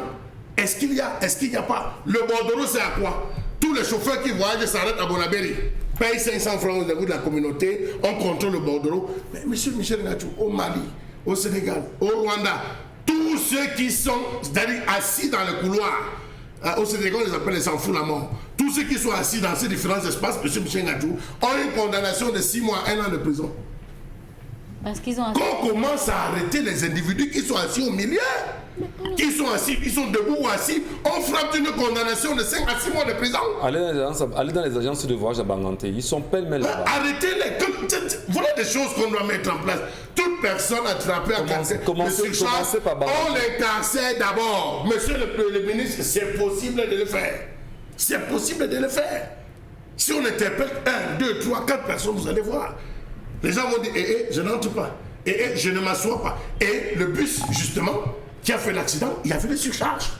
La surcharge déjà commence à influencer le poids du véhicule par rapport au virage, l'accélération. Ça joue certaines manœuvres du véhicule. Vous avez des patrons, et je termine par là, qui donnent des primes de 5 000 francs à 10 000 francs par voyage. Suivant les agences VIP et classiques. Vous, si vous devez faire 4 tours par jour, si vous faites 5, vous avez 5 000 francs en plus. Vous avez des chauffeurs qui, lorsqu'ils ont leur temps de repos, au lieu de se reposer, sont tombés dans les camions. Ils portent les sables, ici à Aquanor, ils vont bénir. Ils ne se reposent pas. Et c'est là, je suis d'accord avec Bombo, que là, il faut frapper sur le chef de l'État. Maintenant, disons chef de l'État, oui. Parce que voilà un gars qui devrait se reposer. Qui ne se repose pas. Le chef d'État vient de dire que monsieur allait dormir. Non, c'est une politique, oui. C'est le président de la République qui définit la politique de la nation. Quand on veut faire des compagnies de transport, il m'a rappelé John Bengeninde. John Bengeninde, quand il était ministère des Transports, il est venu inaugurer ce qu'on appelait, que Cambrai appelait les rames. C'était les trains hors d'usage au Portugal. qu'on apporte ici et qu'on veut montrer que c'est vraiment la haute technologie, alors que c'était hors d'usage depuis 17 ans. Voilà. Il l'a pris à Bessengue, il a fait au moins 2 pannes avant d'arriver à Idéa. Mais Clopin Copan, il arrive à Idéa, il dit que vraiment c'est la haute technologie.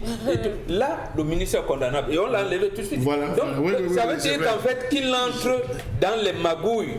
Voilà. Mais maintenant, lorsque vous êtes dans un pays qui ne tient même plus de conseil de cabinet, conseil des ministres, et le président de la République demande au ministre, dis-moi toi-même pourquoi je t'ai nommé, et dis-moi ce que tu peux faire.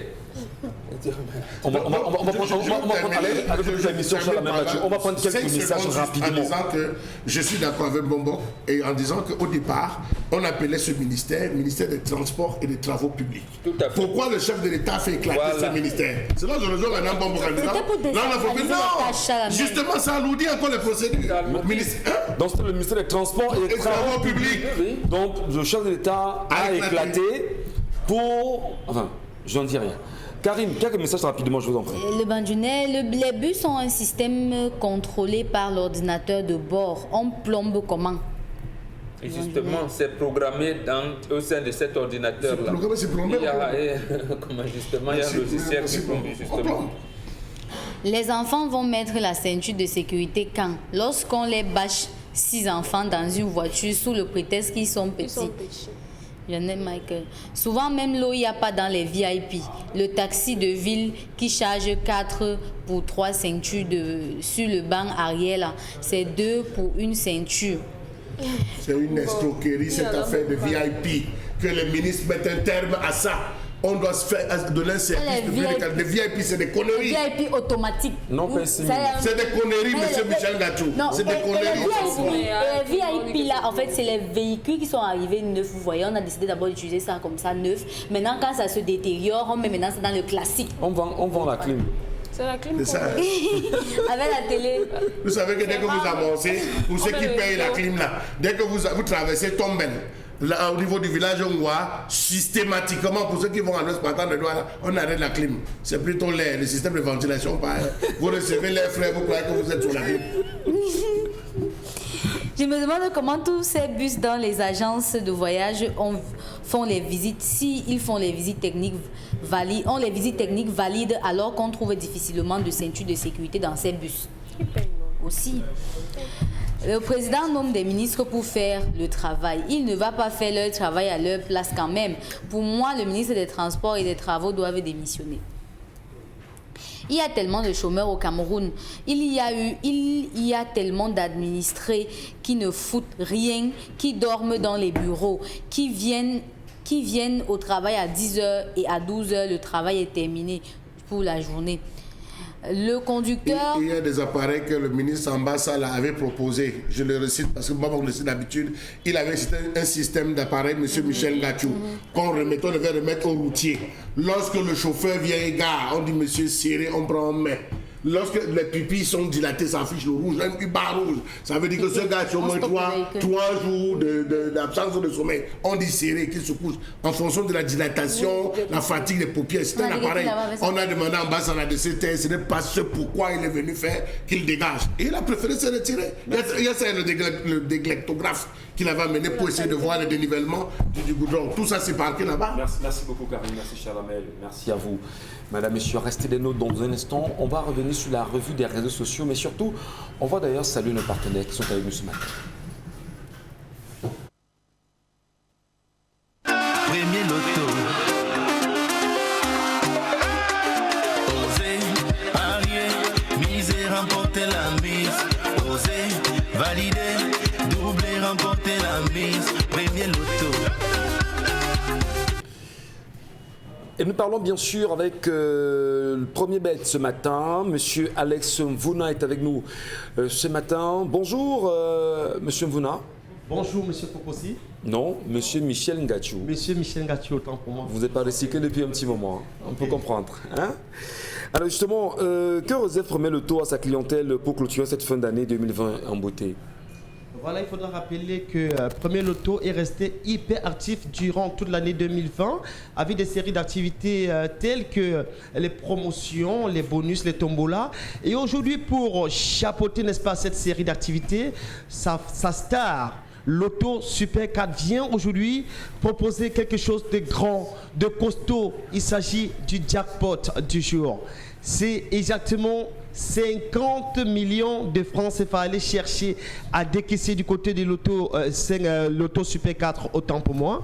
Donc voilà, tous ceux qui sont clients Loto aujourd'hui, sentez-vous interpellés et ne laissez pas la chance passer à côté parce que c'est pratiquement 50 millions de nos francs CFA, le Graal qu'il faut gagner aux côtés du Loto Super 4. Et je crois que c'est le moment pour tous ceux qui sont en train de nous écouter et ceux même qui nous suivent depuis le matin pourraient jouer en mise de témoins parce que ça se passe partout. Il faut jouer au Loto Super 4 aujourd'hui. C'est 50 millions de nos francs CFA à gagner pratiquement. Alors, on est quand même en droit de se demander comment faire pour s'approprier son ticket, Alex.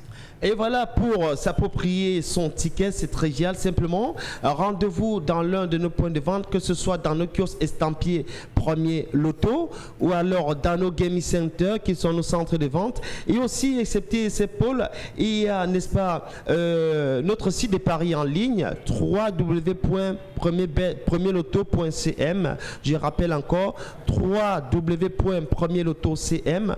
Sur ce site, les parieurs peuvent directement se prêter au jeu, que ce soit dans votre bureau, dans votre salon, un peu partout, vous pouvez, n'est-ce pas, placer votre mise au Loto Super 4. Rappelons ici là que la mise est de 300 francs CFA. C'est la mise unique. Et si vous n'avez que 2 numéros, vous n'êtes pas payant. Ça vous fait gagner au moins 4500 francs CFA. Si vous avez alors 3 numéros indépendamment de l'ordre d'arrivée, ça vous fait gagner 60 000 francs CFA. Et si vous avez à tout hasard les 4 numéros qui vont être tirés ce soir, ça fait de vous le gagnant du Graal de 50 millions de francs CFA. Et quand je pense ce qu'on peut faire avec 50 millions de nos francs CFA, évidemment, ça permet, n'est-ce pas, de tuer tous les rêves, de les réaliser. On part du rêve pour la réalité. Avec le Loto Super 4, aujourd'hui, 50 millions de francs CFA à aller chercher à décrocher. Merci beaucoup. Et justement, pour les résultats, comment on fait pour les avoir, Alex Mvuna? Pour les avoir, c'est encore une fois de plus facile parce que nous sommes en partenariat avec certaines radios, à l'extérieur d'Equinox Radio, qui, n'est-ce pas, passe l'information sur les résultats tous les jours et en temps réel. Et excepté les radios, nous avons les télévisions également, les chaînes de télévision avec lesquelles nous sommes sous contrat. Je vais citer d'abord la chaîne sur laquelle se joue le Loto Super 4. Bon, voilà, c'est une chaîne de la place, une chaîne de télévision sans publicité aucune. Excepté cela, vous avez encore les réseaux sociaux. Vous pouvez retrouver à Facebook ou alors vous allez taper simplement tirage Loto ou Premier Loto Cameroun. Et également sur notre page YouTube, vous pouvez taper tirage Loto Cameroun et là vous aurez les résultats en temps réel. Il faut rappeler aussi que tous nos tirages sont enregistrés à YouTube. Si vous allez là-bas, vous pouvez suivre les tirages si vous les avez loupés à la veille du tirage. Donc simplement à YouTube, vous pouvez également avoir les résultats. Merci Alex. Il est important de rappeler que le jeu est interdit au moins de 21 ans et il faut jouer responsable. Jouer responsable, c'est ce qui reste à faire. Simplement rendez-vous dans nos points de vente. Jouez votre Loto Super 4 aujourd'hui car ça peut être votre chance. Jouez au risque de dire après si j'avais su. Bonne chance à tous les différents parieurs. Merci Alex. Premier Loto. Osez, parier, miser, remporter la mise. Osez, valider, doubler, remporter la mise. Premier Loto. Allez, merci à vous, madame, messieurs, de rester présents. Poursuivons l'édition de ce 30 décembre 2020 avec vous également qui nous regardez. Merci infiniment pour vos fidélités, vos milliers de messages. Nous les avons. Comment les lire? Rassurez-vous, à la fin de l'émission, on prend toujours le temps de les décrypter au fur et à mesure. Rassurez-vous, nous sommes avec vous chaque jour. Karine Santier, la revue des réseaux sociaux. On va prendre le deuxième sujet qui concerne la construction de l'autoroute Kribi-Lolabé, 38,5 km. Le ministre des Travaux et le ministre des Finances signent ce jour le contrat de partenariat public-privé avec China Harbour Engineering Company, qui est une entreprise de construction chinoise qui existe depuis 1980. Voilà, c'est vrai. C'est un sujet qui est assez lourd quand même pour les Camerounais, mais bon, Benga va peut-être se prononcer. Hein. À quoi ça va servir véritablement, ce projet-là? C'est que Karine, comme on dit au quartier, elle n'aime pas la paix. Elle nous ramène encore sur Kribi là. Bon. Mais c'est Kribi aidé à Nombombo. C'est le début de la route Kribi aidé. C'est une honte. C'est une honte. Oui, c'est là où on disait, ça fait partie donc de ce qui devrait amener le chef de l'État à démissionner demain. En réalité. Vous attendez à ce que demain, qu'ils vous disent que Camerounais, je démissionne de la fonction? D'abord, il faudrait qu'on commence à préciser les choses. Le projet de port en eau profonde de Kribi n'était pas dans l'agenda. C'était le projet de port en eau profonde de Limbe, depuis même Victoria. Et un jour, quelqu'un que je ne citerai pas ici dit, mais le chef de l'État risque de partir sans laisser un grand projet chez lui. On commande donc Kribi. Voilà comment ce projet change de dénomination, d'acte de naissance, je préfère utiliser ce mot. Port en eau profonde de Kribi, complexe portuaire-côtière, complexe, maintenant c'est port autonome de Kribi. On fait un projet, on oublie qu'on veut faire un port en eau profonde, on doit rattacher ce port-là avec l'Interland. Par exemple, construire la voie ferrée entre Kribi et Edea pour rattacher, parce que les conteneurs, c'est les camions et le train. On a oublié. On a oublié parce qu'on avait le projet d'ailleurs au départ c'était l'autoroute Edea Kribi. Mais c'est devenu l'axe lourd parce que le chef de l'État lui-même parle de l'axe lourd maintenant. C'est devenu l'axe lourd. Et de Kribi et Bolova Paracom 2, on oublie. Maintenant, quand on commence donc à traiter des dossiers du port de Kribi à Douala, on se rend compte que, mais bon, on peut quand même essayer maintenant de faire de rattrapage. Ce que le ministère des Finances, le ministère des Transports fait, ça s'appelle de rattrapage, mais qui se rassemble avec des saupoudrages.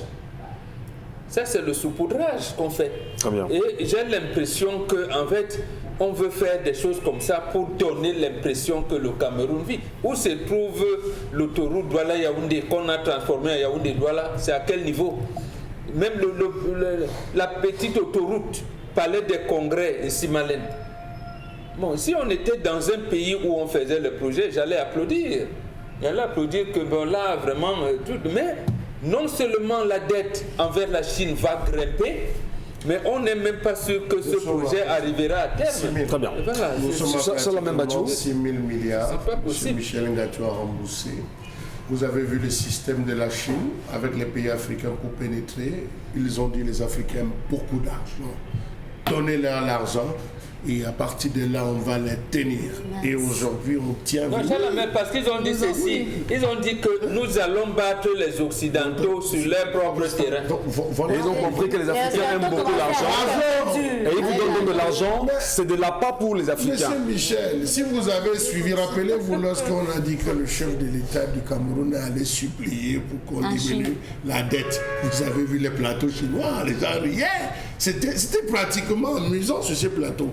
Pour revenir et faire un peu plus sérieux, puisqu'on parle de cette convention, toute la zone de Kribi, vraiment connue de M. Michel Ngatou, des signatures pompeuses, où on a dépensé de l'argent, dépose de premiers pillages. Je vais vous poser une question simple. Qu'est devenu le projet Cam Iron? Très bonne question. Au sujet du frère de Moula. Ça arrive à quel niveau? Les projets de Jovic. Voilà, Jovic est ça. Vraiment, monsieur Michel Ngatou. Voilà un tas de projets. Espérons qu'au moins celui-ci, on va signer. Et qu'est-ce qu'il a de particulier? Non, c'est une signature. C'est une signature et c'est une cérémonie. Mais vous ne savez pas comment on a signé. Comment est-ce que Emmanuel Bondé à l'époque avait signé le projet de Cam Iron? Mais c'était on avait annoncé tout un communiqué et après doucement ça a disparu, on n'en a plus parlé. Pareil pour Géovic. Si vous rentrez dans toute l'histoire de Géovic, vous allez voir. Monsieur Mbatou Charlamel, vraiment, trivialement, moi je pose cette question. Est-ce qu'on va reconstruire ce Cameroun? Non. Oui, on va reconstruire ce Cameroun parce que... Non, à un moment donné, vous posez la question, mais finalement, on va où? Est-ce qu'on va reconstruire ce Cameroun? Vous savez pourquoi on va construire ce Cameroun? Non. Tant qu'on aura des ministres qui vont descendre sur le terrain et demander à une entreprise qui vous a recruté. Ah, c'est comme ça qu'on va reconstruire. Hein? La preuve, vous voyez la pénétrante, ça avance. Vous réussissez à sortir. Est-ce qu'à un moment donné, vraiment, on ne le dit pas. Parfois, j'ai posé la question ici, on m'a dit. Monsieur Michel Gacho, vous avez eu l'affaire de la santé. Pourquoi les ministres camerounais font honte au Cameroun? Vous avez l'affaire de la couverture universelle de santé. Les entreprises partenaires de ce projet, vous les connaissez? Vous voyez Pourquoi les ministres camerounais font-ils honte aux Camerounais? Parce que leur chef de l'État est à la recherche des preuves de leur détournement. Il n'a jamais trouvé. Il n'a jamais trouvé. Donc, il n'y aura jamais de preuves? Je ne sais pas. Il n'a pas encore trouvé. Il fait peut-être ce qu'on appelle dans vos universités la recherche fondamentale. Donc, les gens font des recherches, ils ne sont pas obligés de trouver. Monsieur Michel l'a déjà pris, c'est comme Bambok dit tout à l'heure. Nous avons eu le ministre de la Santé qui a fait une sortie en disant que les partenaires qui les accompagnaient dans la lutte contre Covid sont en train de se retirer parce qu'ils estiment que le Cameroun a su bien gérer. Et entre-temps, vous avez des gens qui disent qu'on n'a pas bien géré, on a une deuxième variante qui est en train d'arriver. Voilà comment on vit. Donc, suivons juste la politique. Comme Bambok dit, on a des personnes très éclairées. Est-ce que demain, on peut avoir un espoir qu'on nous dise Camerounais, Camerounaises, mes chers compatriotes, je décide de quitter mes fonctions de président de la République? L'espoir fait vivre. Réponse des gens de bien Momo, qu'il est fou. Je disais ça ici l'année dernière. C'est ça que j'attendais du discours en réalité. Mais parce que réellement... Mais un an après... réellement... La déception était totale. Soyons quand même sérieux. On a passé Covid. On a fait une année, l'année 2020. Non, mais ça a réussi. Attendez, on a fait 2020. Mais écoutez, l'hécatombe économique que le Cameroun subit aujourd'hui... C'est une crise mondiale. Mais on vous dit que c'est une crise mondiale. Pas que avant justement la crise mondiale, où en étions-nous? Non. Il y avait 500 000 le Cameroun, le président de la République a dit le 19 mai 2020 qu'il n'a rien à proposer. Il demande au gouvernement d'être ingénieux et inventif. Ouais. Bon, peut-être le gouvernement l'a été. On attend justement le bien demain. Il a dit que lui-même, il n'a pas. On ne l'embête pas pour ça. Donc, il a un gouvernement qui réfléchit sur ces histoires-là. Voilà. Merci à vous, madame, messieurs, de rester présents sur nos antennes. Dans un instant, on va marquer une deuxième pause avec un autre partenaire pour parler bien sûr de Sorepco, cette fois-ci avec Constellamine qui nous retrouvera pour en parler. Et bien installé, vous restez les nôtres parce qu'également tout à l'heure, on reviendra lire vos nombreux messages. Constellamine, bonjour et bienvenue ce matin. Alors bonjour Michel Gacho, bonjour à tous les téléspectateurs de cette émission et bonne et heureuse année à tous les clients, à tous les partenaires du concept Salaka. Et à ces partenaires, il y a les magasins Sorepco. Ah ben oui, ces magasins qui ont accompagné tout au long de l'année 2020 le concept Salaka. C'est donc l'occasion pour moi de dire merci, mais alors 1000 fois merci à son directeur général ainsi qu'à tout le personnel de la société Sorepco. Alors, ce mercredi matin, je viens parler beauté. Ce mercredi matin, je viens parler embellissement de vos maisons. Ce mercredi matin, je viens parler des peintures et pas n'importe lesquelles. Je viens parler des peintures seigneurie. Oui, je dis bien, je parle des peintures seigneurie. Et quand on parle de peintures seigneurie, on parle bien sûr de la qualité, on parle de la résistance, on parle également du traitement des murs et on parle également des prix les plus bas. Oui, en ce moment, les peintures seigneurie sont en pleine promotion dans tous les magasins Sorepco. C'est l'occasion déjà de relever le numéro de téléphone, c'est l'occasion d'appeler dès à présent M. Kemadjou et de passer votre commande. Quelle que soit la ville, quel que soit le quartier, quel que soit le pays, vous avez droit à des peintures de qualité, vous avez droit à la peinture seigneurie. Et en ce moment, elle est en vente dans les magasins Sorepco. La promotion continue jusqu'à la fin du mois de janvier 2021. C'est le seul magasin au Cameroun qui va conserver, qui va garder la promotion sur les peintures seigneurie. Nous allons tout de suite rappeler déjà que les 3 premières personnes à appeler au numéro de téléphone de Sorepco qui vont s'afficher encore à l'écran vont bénéficier d'un cadeau spécial. Je dis bien, les 3 premières personnes à commander commandez un pot de peinture dès à présent reçoivent un cadeau spécial offert par la direction commerciale de Sorebco. Alors tout de suite, nous allons commencer déjà par la présentation des premières peintures. C'est les Pentex 800. Je rappelle que 2 pots de peinture achetés vous donnent droit à un 3e pot gratuitement. Regardez le visuel à l'écran, c'est une réalité commerciale, c'est du jamais vu. 2 pots de peinture Seigneurie achetés, le 3e pot vous est offert gratuitement et ce n'est pas tout. Vous avez en plus du 3e pot, vous avez droit à une teinte de votre choix. Donc chers téléspectateurs, rendez-vous dans n'importe quel magasin Sorebco, que ce soit pour le Pentex 800, que ce soit pour le Pentex 1000, les prix sont à la portée de tout un chacun. Donc chers téléspectateurs, n'achetez plus n'importe quoi, évitez d'acheter les peintures de mauvaise qualité, achetez des peintures de qualité et où les avoir, c'est dans les magasins Sorebco. Que ce soit à Yaoundé, à Bertois, à Ebolova, à Ideya, Sorebco vous permet d'avoir des peintures seigneurie à des prix vraiment dérisoires. Mototenye sengalemba tatan, basango na banyango, pesanangonde di, wapula te pen yabuam, wapula te pen idodi, alande au Sorebco, ene pasa bomono, ene pasa bepanda, ene pasa di bombadi, mototenye sengalemba tatan, biana Sorebco, tete na ponda, wandi te pot de peinture ba, wabene pot de peinture po, ene pasa Sorebco. Donc à la tatano Sorebco, et n'oubliez surtout pas que Sorebco, c'est également l'électroménager, les carreaux et bien entendu tout ce qu'il y a pour la maison. Et en ce moment, il y a la grande promotion de fin d'année. Donc, any man, what you just know, you want buy fine peinture, you want buy peinture for house, peinture for bureau, peinture for barrière, just go for Sorebco because the seigneurie, they for make big promotion for that stuff for Sorebco. Thank you plenty. N'oubliez pas, motote, allez au magasin Sorebco. Cette phrase de Motote, je la dédie à tous les auditeurs et surtout à mon ami et frère Michel Ngachou, mon frère jumeau. Motote au Sorebco. Merci beaucoup, Consti Lamine. Motote, Nyesenga Lembatata. Ok, merci beaucoup. À ceux qui m'écoutent à ce moment. À ceux qui m'écoutent en ce moment. Voilà, merci beaucoup. C'est qu'en même temps, quand on nous rencontre dans la rue, les salutations maintenant c'est Michel Ngachou, Motote. J'ai dit, je n'y suis pour rien. C'est Consti Lamine qui est pour ça. Donc, il faut voir Consti Lamine justement avec l'expression. Merci à vous, madame, messieurs. On va quand même prendre quelques messages rapidement, Karine Santi, avant la fin de l'émission. Cette sœur d'Éric, ça c'est par rapport à l'histoire du jour. Cette sœur d'Éric là, a les cornes ou quoi? Ils ont perdu le temps de la fille. Ils peuvent rembourser son temps. Elle aurait pu rencontrer l'homme de sa vie en ces 1 an, 3 mois. D'où vient-il qu'on va rester chez un homme qui ne s'est pas présenté chez ta famille? Vraiment, naïveté quand tu nous tiens.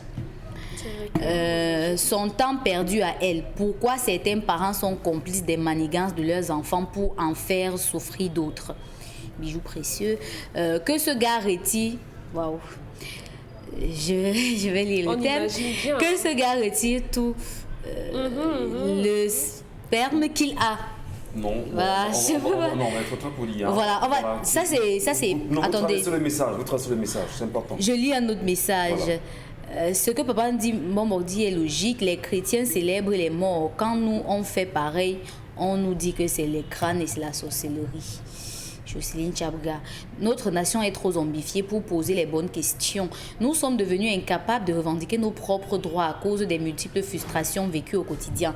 Voilà ce qui explique l'inaction des Camerounais. Mais soyez certains du fait que nous souffrons énormément dans ce pays. Alex Ninga. Mon père est mort depuis. Il n'a jamais parlé dans les rêves parce qu'il n'était pas sorcier. Les morts sont morts. Sorel Blanche dit... Il a dit que c'est les sorciers qui parlent. Non, mais Jésus parle comment aux chrétiens? Mon père est mort, ça fait 20 ans. Il nous parle en rêve. C'est normal. Et on les voit quand même apparaître. On les voit. C'est les témoignages. Il y a plusieurs choses, mais deux sont fondamentales. Au sein de la famille, quand vous vivez, développer l'harmonie. C'est chaque fois qu'il y a discorde, dissiper ces malentendus et rester en harmonie. Deuxième chose, quand on enterre un être cher, éviter vos faux encens qui vous viennent de l'église, surtout catholique là. Donc oui, justement, il y a sorcier. Moi je suis sorcier. Je suis membre de l'association des sorciers et guérisseurs du Cameroun. Je n'en m'en cache pas. C'est pour ça que je suis membre. Dans l'ensemble vous dérange. Ça ne me dérange pas, puisque moi je parle plus avec les morts qu'avec les vivants. Donc moi je les sauve là-bas, je les ramène dans leur famille. Comment vous parlez? Moi je dompte ces encens. En 30 secondes, monsieur Mbadji. Je crois qu'on devrait plutôt demander désormais aux Africains de revenir à leur inhumation.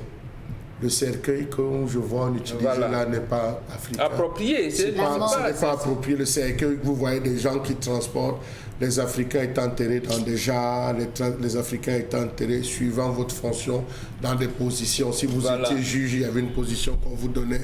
Comme un homme, quelle est la position du soleil comme enterre, ceci, tout ça.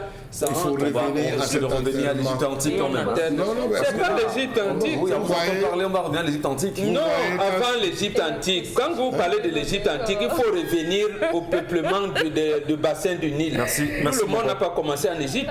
L'Égypte a été un moment d'expansion de la si vous permettez demain, tout. À l'introduction demain, je viendrai avec une série de documentation sur le rituel des crânes chez les Roumains et dans l'église catholique. On va rendez-vous demain, Charles.